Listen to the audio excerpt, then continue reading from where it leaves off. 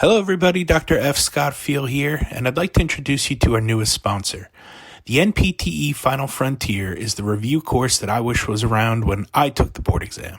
For those of you who know my story, it took me a handful of times to pass that exam, and quite frankly, I really wish I had an exam review course around, just like the NPTE Final Frontier. Check out their website, npteff.com, and use the code HET at checkout for 10% off to all of our listeners and fans.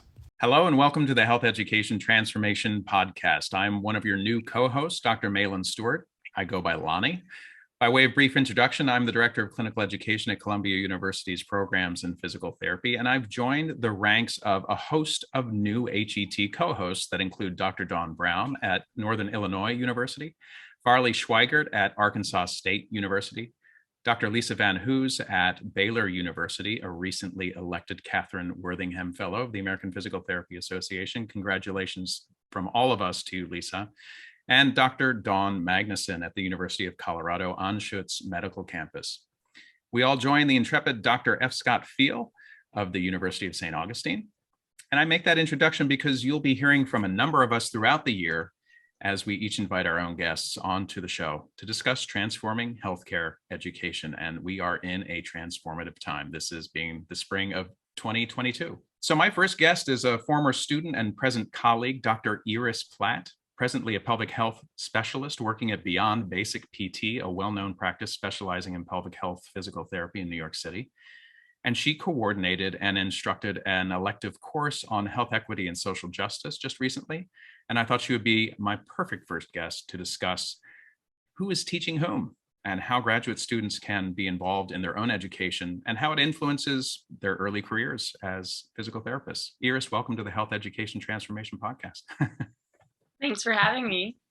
It's a real pleasure to have you. So Iris, we start with this question about telling us about your academic journey and how it has led you to where you are today. Can you start us with that? Yeah, happy to. So it's a bit of a winding journey, but we'll start with, as a youth, I was a dancer and competitive ballroom dancer, kind of that Dancing with the Stars type of stuff. And realized I couldn't go to college for ballroom dancing. So I ended up getting my undergraduate degree from Marymount Manhattan College in New York City, Bachelor of Fine Arts in Modern Dance with a biology minor and pre-medical requisites. The biology minor kind of came from a science teacher, a bio teacher who inspired me and made me realize I actually really did like academics. And I knew I was like still not giving up on the dance career. So I was like, let me just get pre-medical requisites and have it in my back pocket. Nice. Thankfully, I did that. Nice. So then, during that time while I was in undergrad, I ended up studying abroad in Israel, dancing at the Jerusalem Academy of Music and Dance. And that forced me to take 5 years in undergrad because I couldn't finish my BFA and do the pre-medical requisites within that 4-year period. Mm-hmm. In that 5th year of undergrad, I ended up getting trained and certified in yoga as a yoga instructor. And then once I graduated, I became a full-time yoga instructor in New York City, and I danced professionally as well in project-based work. While I was doing that, I got very interested in this elusive mind-body connection and ended up applying to get my master's in neuroscience at Columbia University's Teachers College. Yeah. And admittedly, not much education around that. So I was more just around educators. So I really went down a different road. My thesis was on the effect of emotion regulation strategies on motor learning. And essentially, I was exploring the cognitive neuroscience and motor learning and control literature and identifying ways that adaptive or maladaptive emotion regulation strategies can affect an individual's motivation and attention and the way that it can potentially limit and their ability to learn motor movement. And then that kind of took me in the direction, okay, now what? Graduated with a master's, there's no career with a neuroscience master's other than maybe a lab tech. So then I was like, okay, PT school. And ended up falling in love and did my fourth clinical in PT school at Beyond Basics and decided to stay when an opening was offered. And so that's kind of like the winding road that I've taken to get here.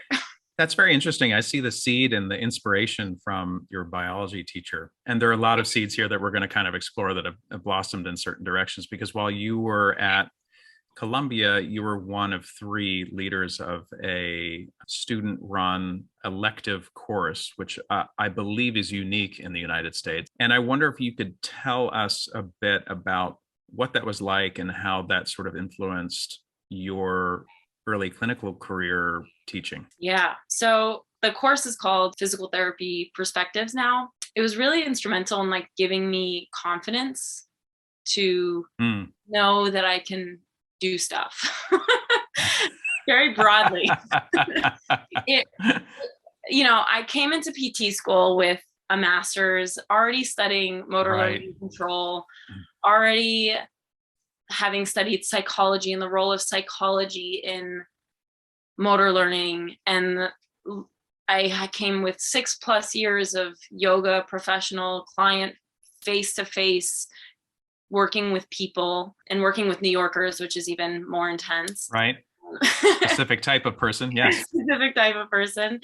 And I came into the PT curriculum and the didactic curriculum just wasn't hitting all the spots for me. And the course, the elective Physical Therapy Perspectives, basically was an open door and a platform for me to hear what I want to hear selfishly. And sure, they're just, some of my questions just weren't being answered or even addressed. Very interesting. Yeah, because our curricula, and I don't mean to in any way malign PT education in general, but it's very against what we do for treatment. It's very cookie cutter. You have your neuro courses, you have your ortho courses, some things cross over, but you have this set group of courses that you need to pass through to get to the next ones and then ultimately go to the clinic and get your degree. Yeah. And I really think that just because you see a gap doesn't mean that there's something wrong. It just means that we can make it better. Yeah. And that we can always make things better. There's always room for improvement. So I'm just not an individual who like looks at something and wants to just like complain. I'm like, okay, like I see that I'm not getting this part. I want to learn about this. So I'm going to go ahead and make sure that I learn about that thing. That's right. And give us an example, like one of the first, like I can think of one off the top of my head, and maybe we're both thinking the same one. Yeah, well, one of the very first one that I did. So when I discovered physical therapy perspectives, I was too scared to do it alone. So I went up to my classmates, Taylor Curran and Stephen Shui, and I was like, this I did not know. Okay. Yeah, and I was like, you're doing this with me. And I recruited them because I was too terrified. I didn't believe that I could do it. I had the idea, I had the dream, but I didn't know how to make it a reality. But step one, recruit your friends.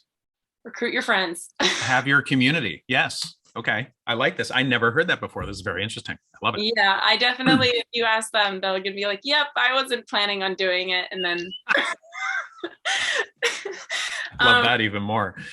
Yeah. And then it started out pretty selfish. So before COVID happened and we went online, we had one in-person event. And that was a religion and spirituality event where I was in an interdisciplinary class through Columbia. I don't remember exactly what. And there was a woman there who was in pastoral care. She was a rabbi in school studying to be a rabbi and she was working at Columbia New York Presbyterian.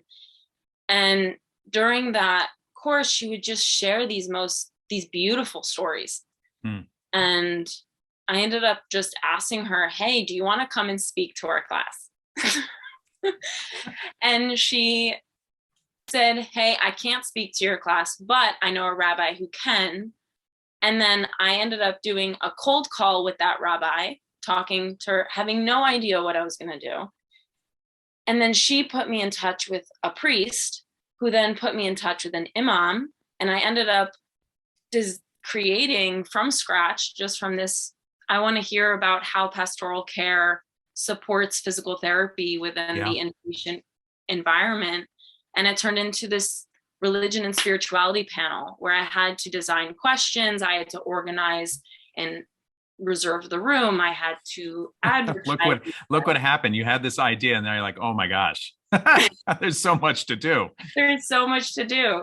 But it kind of fell into place. Yes. And I ended up, I mean, if you'll remember, you helped me a lot. I met with you and Dr. Bruff, both individually, to talk about what it's like to interview people, to run a panel, to public speak. Like that was something I never did before, other than yoga, of course, but it just felt different. Right. Yes. And so that was kind of the selfish. Yeah, there's a different purpose. So you're coordinating a panel on something you don't know a whole lot about, right? That you're investigating, and which is really the whole point of doing it.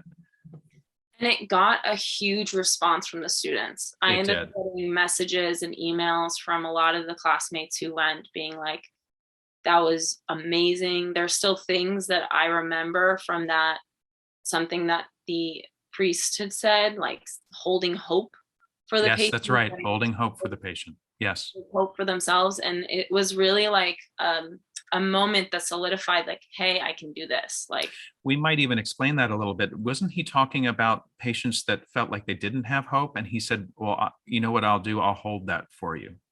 Mm-hmm. Was that right? Yeah, like I'll have the hope for you while you don't have the capacity to do it yourself. And that was just like chills. I mean, I'm feeling emotional right now just talking about it, because it's really kind of powerful, and it really changes the human dynamic in healing. I mean, we learned a lot in that, and the seed of it was your feeling that you wanted something a little bit more, and you noticed that in that connection with originally that rabbinical student. Mm-hmm. Is that right? Yeah. I have to say, and it's not uncommon, even in academics, when you show interest in somebody's work, very often it can blossom into other doors opening and other ideas happening. Yeah, exactly. And then from there, once we went online, I had a call. So we put on another event.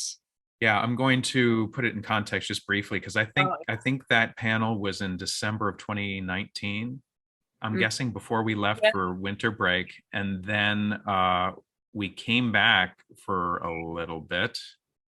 Yes.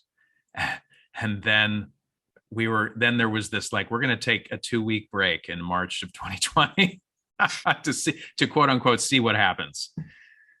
Oh my gosh. Looking back at that decision is like, wow, how naive were we? But, we did our best at that time. So everything went online. And I had another amazing connection. I'm not joking. Yeah. Amanda Marie Cardinale, a venture capitalist, who studies telemedicine. And I actually knew her she was my only close friend that I made in my master's. We both studied neuroscience together. And we ended up putting on an event on telehealth for physical therapy. Right out of the bat. I mean, that happened. Yep. And Dr. Rami Saeed came on as the PT kind of perspective, because he was running tele sessions or tele-PT for the first time, and he was just trying to figure out how to do it. And the course, that was the moment. It was when we put on that elective and all the faculty showed up, because it was so relevant to what was happening in the world. Yeah. Amanda is just so smart and did such a good job that they ended up turning that talk and hiring her to teach an elective. And that turned into an elective.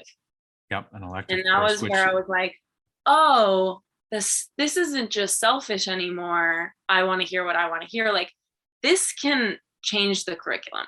This has legs. Yeah, precisely. Like, if you do a good job. Yeah. I mean, we talk about learner-centered curriculums. And I think the problem is that the people that are talking about learner-centered curriculums are teachers or people that are studying ways to teach. And we talk about different ways to engage students by doing activities versus being a sage on the stage and talking to students, at students. And here, this was bottom up, student driven, student organized, and it was just so pertinent for the time. And you continued with a series of those things. And so it spun off into, wait a minute, we need to get this person to teach the third year students in their final didactic phase as an elective, and they can choose to take that course if they want to. That's powerful. Yeah, that was where I really realized, like, oh, this can make a difference. Like, we can choose these topics specifically in a way and execute it well enough that we can get the attention of the director. And not that our director or the faculty aren't listening at all. I think our faculty, like, generally departments are listening to the students. Yes. But when you show, it's very different. When you demonstrate, it's very different than just being like, hey, we want more of this. No, we want more of this, and we're going to make sure that we get it. That's right. That's actually another way to look at that presentation. Like, we're going to do this because we would like to have this. We want to hear about this. Yeah. And I think that attracted a lot of the faculty to what PT Perspectives was doing, because next was a panel on COVID treatment of recent grads that were in the hospital, of course, in one of the epicenters in the United States at New York Presbyterian. And then maybe most importantly, while so many things were happening during this time, a really rich time for social issues to really be considered at every level was the notion of social justice. Yeah. So right around the time that after George Floyd was murdered, we ended up meeting as a group, me, Helen, Stephen, and you, and we ended up asking, like, what can we do? Right. Yeah. How can we use this platform? Because students were reaching out to the faculty saying, we want this to be addressed. We want to have conversations. And I do recognize that the, transition from a fully in-person curriculum to online was a lot on the faculty. And so, and as much as there's accountability and responsibility in that, it's also, we can take accountability and responsibility too. And social justice in general doesn't lie in one person's hands. And so we ended up within, like, I think a 2-week span, creating another panel on health disparities, systemic racism, and social injustice. And we had one of the faculty members, Dr. Laurel Abrazizi, moderate the panel. That's right. We, as the creators of the event, reached out to all the speakers and designed all the questions, wrote all the questions, and did all, like, the legwork for it. But we invited Dr. Courtney Cogburn from the Columbia School of Social Work faculty. We invited Topher Sanders, who was an investigative journalist for ProPublica. Right. Had Dr. Julius Johnson, who was the president of Greater New York City Black Nurses Association. They were all so good. And it was really good. It was a really, really great talk. And we actually have it on our SoundCloud recorded. So if people want to hear it, I can send the link. That would be great. We can put a link in the notes for this podcast to that. Yeah. And it was really then that once we put on that event, and it was extremely successful based on the speakers that we chose and their willingness to participate and the questions that were asked, and just the timeliness and the way that it responded right away, and all the faculty had attended, everyone was there. And that, I think that was also important, is that it wasn't just students, it was like everyone showed up. And from there, I had some students reach out to me after the event wanting to do more. And that was kind of the birth of the Student Social Justice Coalition. Yeah, who have been very active in fact, I'm just going to say here that I passed my syllabus and some of my cases through that student committee to help me change the cases I was using in my course, physical therapy procedures. And I found that very helpful. I wouldn't have been able to do it myself. Yeah, it's really so when we created the Student Social Justice Coalition, it was like a pretty big group of students that started it. And it's it's now become, we kind of split up into groups, and we created a mission statement. We created an entire kind of model on how we wanted to do things. And each group had their own little things that they were going to do. Like we had monthly conversations where a student would pick a topic, and it would be only for students, versus like events, workshops that would include faculty in them. Yeah. There was something called better practices, that where students were getting together and looking at an article and then asking questions of how can we improve our practice as physical therapists. And it's student-led, student participated. And I think that there's something really valuable to that, because you're just seeing your peers take initiative, and it inspires you to take initiative as well and just do a little bit better. Yeah, I'm particularly proud of you and our students. I know for years, I think even during that social justice panel, they remarked that, well, if you want to know what you need to do, just ask your students, because they've been telling you for decades how to change things. And either you've been listening to them or you haven't been. And I know that was an issue, particularly for the medical students, for many years. And here we're a group of students generating exactly what they needed, when the faculty may not have been able to do that better. It served as a model too for faculty to understand what the students were doing and what they needed. So it had this positive feedback loop to it, because we were learning so much at the same time that the students were learning, but also telling us what we needed to learn. Yeah. If that doesn't dovetail with the title of this particular episode, I'm not sure what else does. But this may be, I mean, would you agree that this is maybe the power of student-led initiatives, whether they are temporary or whether they have legs, that this seems to me to sort of have been an incubator during that time of generating ideas, that it wasn't just brainstorming, it was producing informative and serious events that we realized, oh, you know what, we could take this another step, to make our school better. Yeah, I think there's also just a misconception in education that just because you have a PhD, you have more to offer. Yeah. And that's no. It's so true, though. I mean, this is my belief. Like, I know yoga teachers that are much better than some PTs. Yeah. And they have a 200-hour certification and a lot of life experience and movement, understanding of movement that some physical therapists don't know. And that's in every profession, right? Yeah. Like every profession has its real, like really good practitioners and not so good. And every field has it. And I just, the physical therapist perspectives was an opportunity for me to say, hey, I'm not an expert, but let me listen to the people who are. And through that, ask the question of how can I be better? How can I do better? How can I improve? And you generated a dialogue. And it's dialogue based. It's dialogue, it's collaborative, it's and that was really the goal of the elective.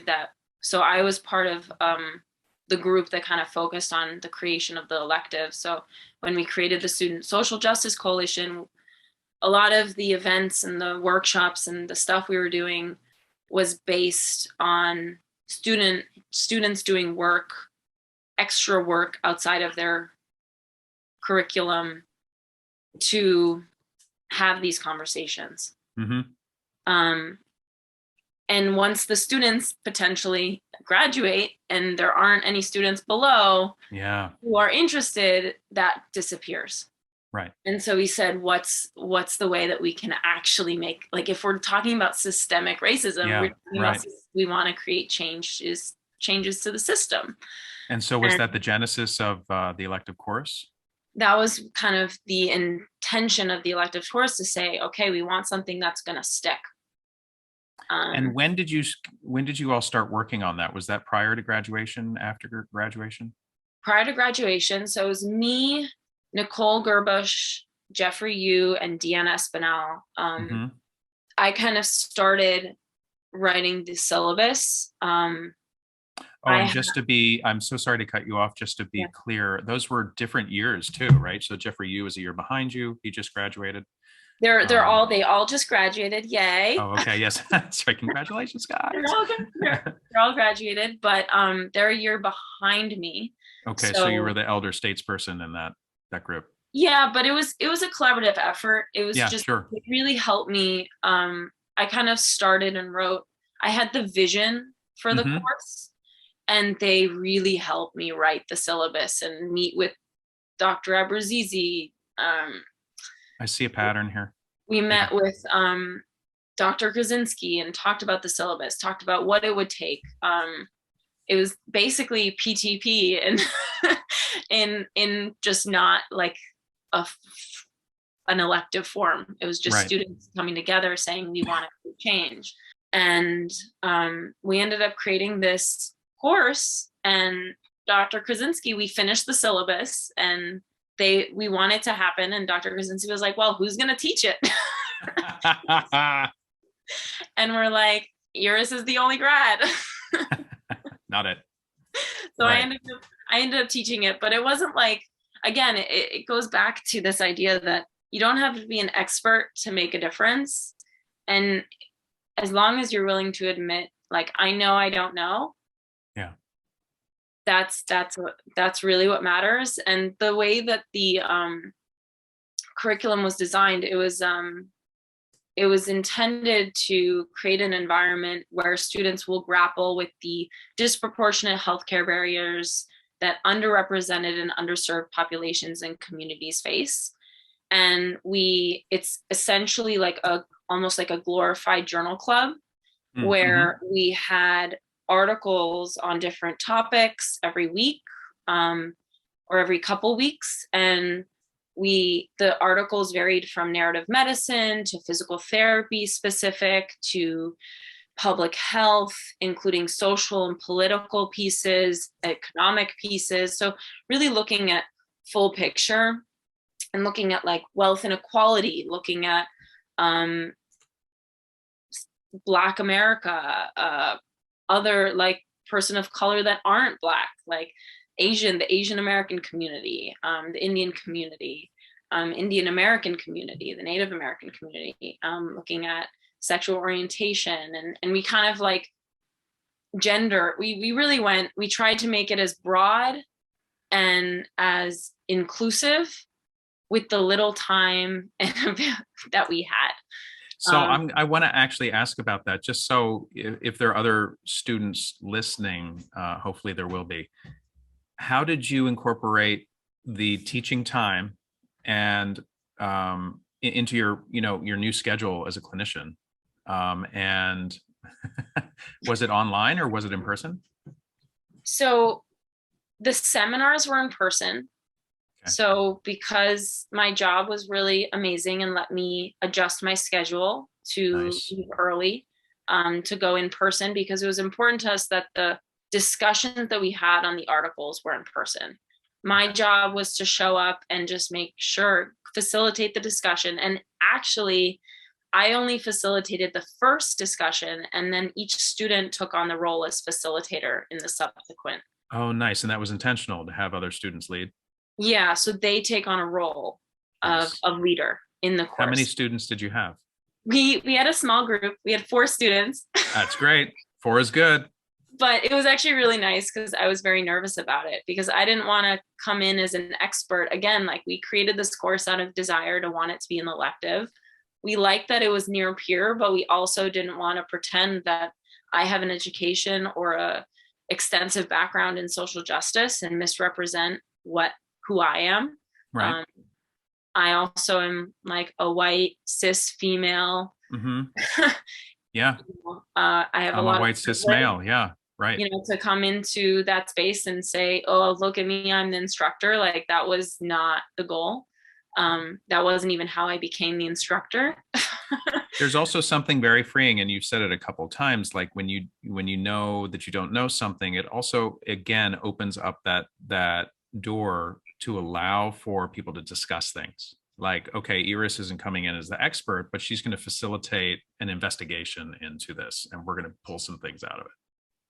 Would you agree with that? Yeah, I absolutely agree with that. And we also brought in guest speakers. So for each topic, we ended up, just like physical therapy perspectives, we brought in people who are like pushing for social justice in these different individual topics, doing research in the area, working in healthcare, working in law, working in kind of different environments. So that was really important to us, that we did have that expertise and those voices present, but they didn't necessarily need to be present in a dialogue, because the purpose of dialogue is self-exploration and merging horizons.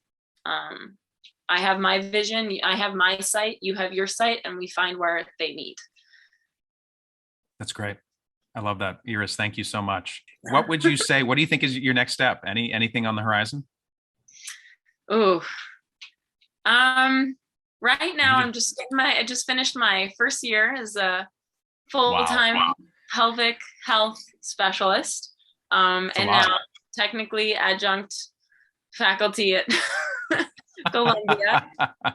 I'm in a place where I'm like, let me just continue what I'm doing, be a little bit, become a better clinician, and hone my skills. Because, you know, I have my 5-year plan. I mean, one of the things that's great. You know, I have my 5-year plan, I have my 10-year plan, but you never know. Like, even when I look back at from starting in undergrad in dance, like, how did I end up here? I don't know. my own journey is circuitous, and it's just because I took advantage of certain opportunities that, you know, oh my gosh, I think my father would not believe that I'm an assistant professor at Columbia University. That just is beyond anything we have ever thought would happen. Or in education, you know, let's just say an assistant professor in education. I don't care where you're teaching. It's still a lot of work. Yeah, but it's gratifying. Yeah, right now I'm working on boxing. I'm getting into the ring and trying to fight. So there are lots of different goals. There you go. Nice. So Iris, thank you so much for being my first guest on the Health Education Transformation podcast. I deeply appreciate it. This was a really interesting conversation. If people want to find you and find what you're up to, how can they best do that? And of course, we'll put some links to Beyond Basics and the SoundCloud in this episode. Yeah, the best way to contact me is probably by email. My email is info@irisplatt.com. Okay, and we will put that in the notes. That's wonderful. Yeah. I can remember that. You know, pretty simple. And you can just contact me there if you have any questions. But ultimately, like, I'm really glad that you're interested in interviewing me.